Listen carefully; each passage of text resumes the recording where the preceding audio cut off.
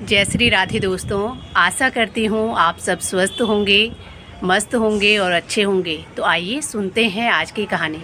एक बार एक हीरों का व्यापारी हीरे बेचने के लिए शहर जाता है। तभी उसे एक चोर ने देखा तो चोर अब उस व्यापारी का पीछा करने लगा। जहाँ भी वो व्यापारी जाता तो चोर उसके पीछे जाता। व्यापारी अपने आप को बड़ा चतुर महसूस करता था। वो सोचता था कि मैं बहुत चतुर हूँ। लेकिन जो चोर था वो भी अपने कार्य में निपुण था, क्योंकि उसका रोज का काम चोरी करना था। अब रात होने को आई तो दोनों ने रेल के डिब्बे में पास पास बिस्तर लगा लिए।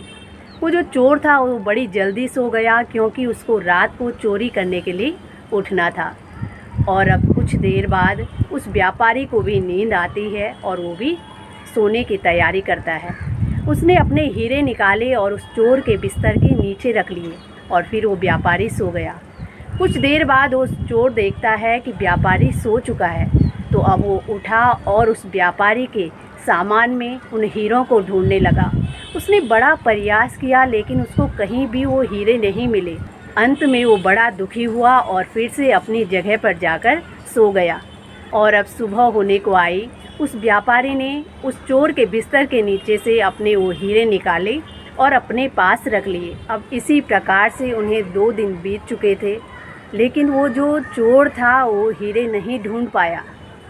और वो सोचने लगा कि मैंने तो अच्छे अच्छे सेठों की जेब काटी हैं, लेकिन क्या मैं आज इस व्यापारी से हार जाऊंगा? इसी प्रकार से उसके मन में सवाल चल रहे थे, लेकिन वो हीरे नहीं ढूंढ पाया।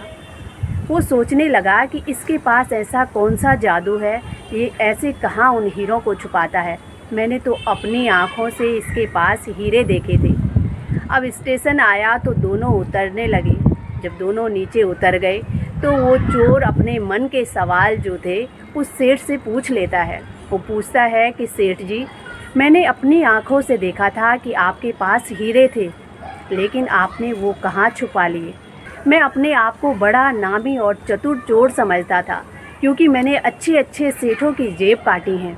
मेरा रोज का काम चोरी करना है, लेकिन आज मैं आपके सामने हार मानता हूँ। मैंने अपनी आंखों से देखा था कि आपके पास हीरे थे, लेकिन आपने वो ऐसे कहाँ छुपा लिए? मैंने बड़ा प्रयास किया लेकिन वो मुझे नहीं मिले।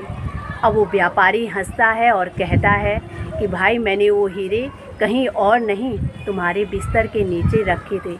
उनको मैं तुम्हारे बिस्तर के नीचे रखता था और तभी सोता था। अगर तुम मेरे सामान की जगह अपने सामान में भी उन हीरों को ढूंढते तो शायद आज वो हीरे तुम्हारे पास होते और तुम्हें बड़ी आसानी से मिल भी जाते। तुम्हें इतना ढूंढने की ज़रूरत नहीं थी।